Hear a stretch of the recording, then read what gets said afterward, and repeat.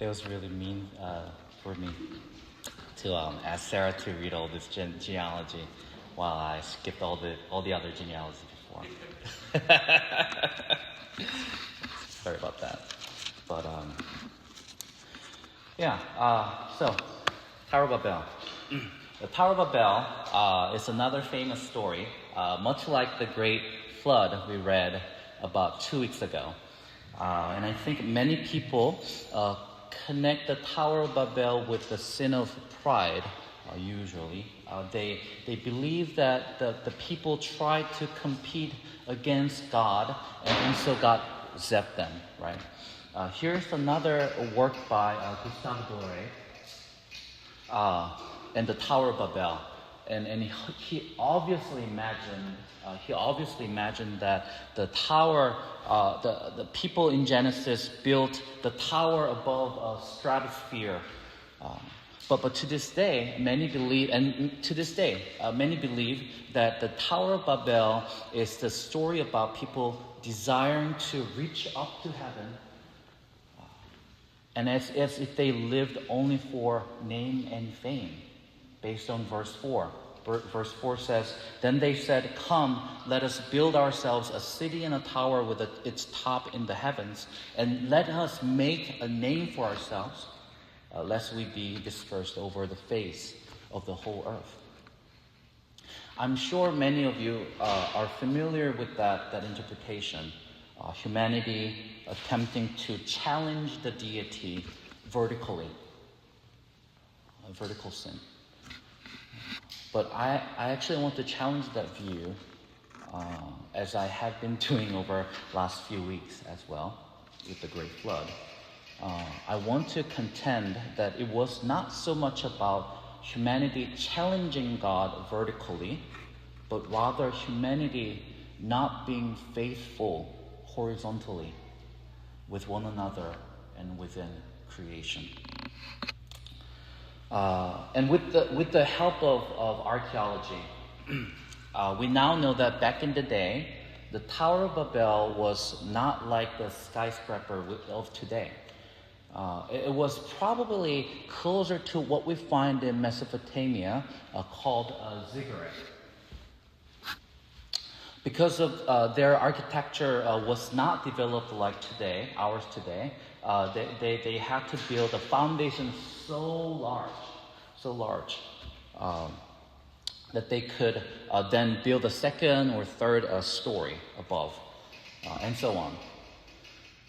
And to compare with its contemporary buildings, the next slide, the Burj Khalifa in Dubai is 9 times taller than a ziggurat, or Tower of Babel, so-called. So it wasn't a matter of the building's height. See? And if it were, I don't know how you could explain God letting us build all these modern skyscrapers. Right? So what is ziggurat? Simply put it was a temple where ancient people longed for the deity to come down and be present with them. So it wasn't for them to necessarily climb up to challenge God, but it was for their longing for deity or God to come down and be with them. See, the tower itself, or ziggurat itself, I would argue is not a problem. Let's look at the verse 4 again. They said, "Come, let us build ourselves a city and a tower." Verse 5, "And the Lord came down to see the city and the tower, which the children of man had built." And verse 8 says, "So the Lord dispersed them from there over the face of the whole earth, all the earth, and they left off building the city." It wasn't just a tower they tried to build so high.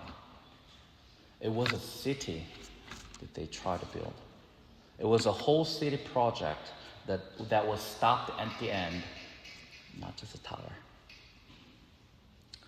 When people argue that the tower was the problem, they point out to the verse 4, which says, a tower with its top in the heavens, and let us make a name for ourselves. Well, the first phrase, a tower with its top in the heaven, Verosh Bahashamayim, literally means the tower's head, it was in the heavens. So it does not describe the purpose of the height, but it's simply metaphorical expression of the height. It's so tall, they believe. And second, many people take the phrase, let us make a name for ourselves, as if they were trying to be famous or notorious through their structure. But for ancient people, leaving a name behind after their lifespan was crucial, vital. It signified their progeny remembering their names, which is how families, tribes, and nations continue their lines. Just as we give our children our last name to continue our genealogy and our legacy. And we see this exactly in next chapter 12, when God calls Abraham as well. God said to Abraham, and I will make of you a great nation, and I will bless you and make your name great, not God's name great, so that you will be a blessing. See, making a name, resound and remembering remembering a name were about genealogy, identity, and a life that everlasts even after their death. So again, I'm just trying to show you that the building, the Tower of Babel, was not a problem in this passage. At least not in the sense that they challenged God vertically or tried to be a big shot over the earth. Then what was the problem? Was there even a problem with them building a city and a tower? When God came down to the city and the tower, he said in verse 6, behold, they are one people, and they have all one language, and this is only the beginning of what they will do, and nothing that they propose to do will be impossible for them, he said. He said that nothing they propose will be impossible. What did they propose when they built the city and the tower? Back to verse 4. They said to each other, come, let us build ourselves a city and a tower, lest we be dispersed over the face of the whole earth. What were they trying to do? What did they propose? They tried not to be dispersed over the earth. The idea of dispersal in this passage stands in contrast with oneness of this people. Verse 1 begins, now the whole earth had one language, the same word. And when God came down, he said in verse 6, behold, they are one people and they have all one language. But remember where we ended last week. Chapter 10 ended with Noah's genealogy, his three sons, Ham, Shem, and Japheth, that were fulfilling the creation mandate for humanity from Genesis 9:1. Be fruitful, multiply, and fill the earth. So what is this city and tower project doing in the middle of the story? One of Ham's descendants, Nimrod, a mighty hunter before the Lord, built his kingdom. Genesis 10:8-10 tells us, Cush fathered Nimrod. He was the first on earth to be a mighty man. He was a mighty hunter before the Lord. The beginning of his kingdom was Babel, Erech, Akkad, and then Calneh in the land of Shinar. So, chapter 11, the people of Genesis 11 built their own kingdom. Instead of filling the earth, Instead of being faithful to the creation mandate, they try to dodge the bullet of being dispersed, the mission God gave them. See, it is a horizontal problems, and it's a horizontal unfaithfulness that led people to stop being faithful to their mission here on earth. They would rather build a city, just like Cain did after he murdered his brother. Remember from chapter 4. God's verdict for Cain was for him to become a fugitive and wanderer of the land. But what does he do? He builds a city. Instead of being dispersed like God called him to do, he chose to stand his ground and build a city named after his son. Then Genesis 11 is exactly echoing the story of Cain, deserting the call from God to be faithful here on the earth. You see. So in this story, God comes down to the city and the tower in verse 5. Ironically, just as they wished by building the ziggurat. But God is not going to let them have their way again, like pre-flood. He says in verse 7, "Come, let us go down and confuse their language, so that they may not understand one another's speech." We have the word confuse in our ESV Bible, but the word of Balal is the same word used in Leviticus when priest prepares a sacrifice, mixing flour with oil. It's like they're making salad. So it is not a word of chaos or disorder, but rather it's a word for God is that God is setting a new order and diversifying languages so that the creation mandate can be fulfilled again. And at the end of the story, like we read, God will have his way. Verse 8 and 9 said, "So the Lord dispersed them from there over the face of all the earth, and they left off building the city. Therefore its name called Babel, because the Lord mixed the language of all the earth. And from there the Lord dispersed them over the face of all the earth." Friends, at this point I want us to remember something. We have seen from Genesis 1 to 11 this far, so far that from the beginning, humanity has created a commotion against their calling here on earth by blaming, shaming,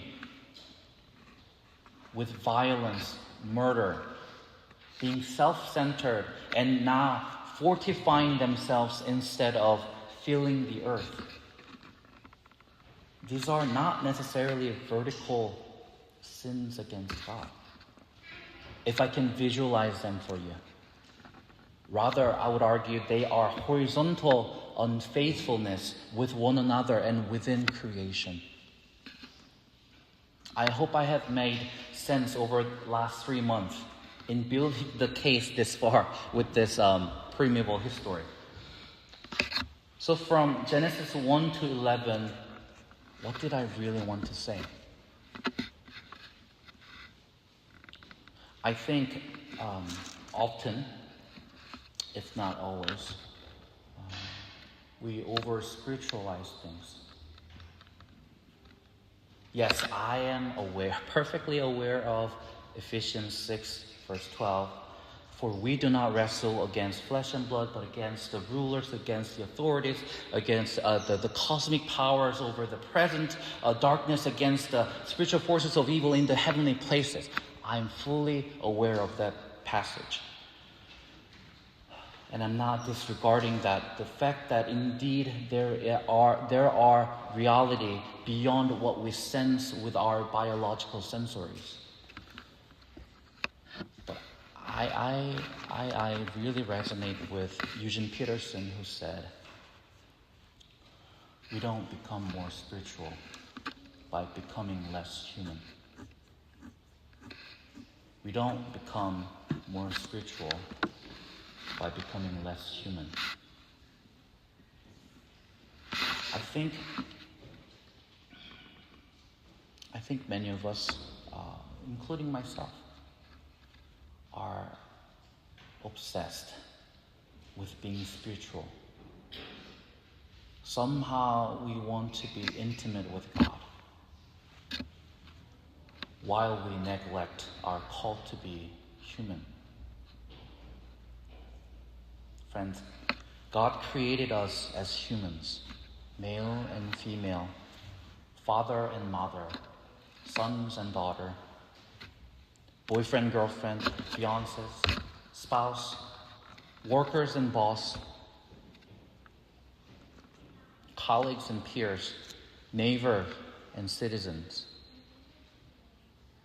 You just cannot bypass your calling to be a true human here on earth while pursuing intimacy with God. That's just nonsense. There's a discrepancy when you say that, while your life does not reflect your desire and your longing to be true human in your context. We are not celestial beings. We are morphological and social beings.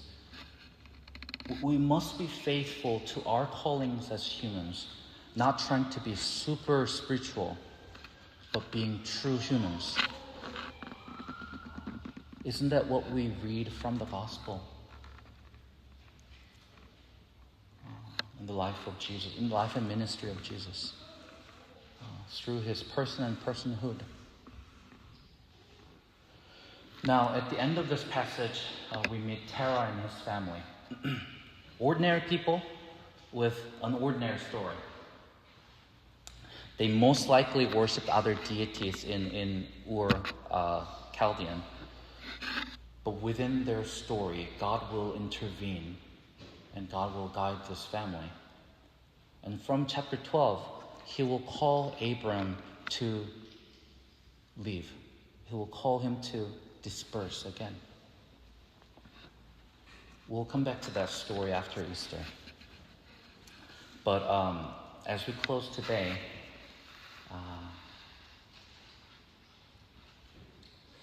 let's remember this. God's very first command to us was to fill the earth. Our creation mandate as created being, to take his goodness into every corner of our lives, every corner of creation. But at Babel, humanity said, no, we will stay here. I will stand still on this ground. We'll build our own kingdom, and we want to be remembered here. They chose security over God's strategy, I guess. They chose their own walls over God's world. Huh? Friends, we do the same thing. I did the same thing. When we try to over-spiritualize our lives and while neglect our actual horizontal calling that is so tangible and present right here. We think we are being holy by staying in our religious towers and cities, but God is calling us to be true human out in the world, in our context. So what is our mission today? It isn't found in reaching up or waiting for God to come down to this ziggurat, to this Tower Babel, by elevating some celestial height, all by just reading the Bible every day, like check the mark and pray an hour a day. Yes, that's one of the means, but that's one of the means to be a true human, just like our Lord Jesus was. And it's found in, but rather I would say it is rather found in looking out and being dispersed, whatever that means in your context. If you're father or mother, your mission probably is reflecting God's nurturing heart, His loving heart to your children, wouldn't it? If you're a worker or boss, our mission is to bring justice and excellence to our industry, isn't it? As a neighbor, our mission would be the presence of peace and mercy in our streets. See, when we refuse to be dispersed in these roles as created beings, when we hide from our neighbors or streets, our work as a burden rather than a calling, we would treat this calling as a burden. We're building our own Babel and city after our own name. We're trying to stay at one people in one language, in our own little bubbles, instead of faithfully following the call of God in this world. So my prayer and my hope for you is that we can be more attentive to our calling as true humans, true fathers, true mothers, true sons and daughters, true workers, true boss, here in our context. So let's pray.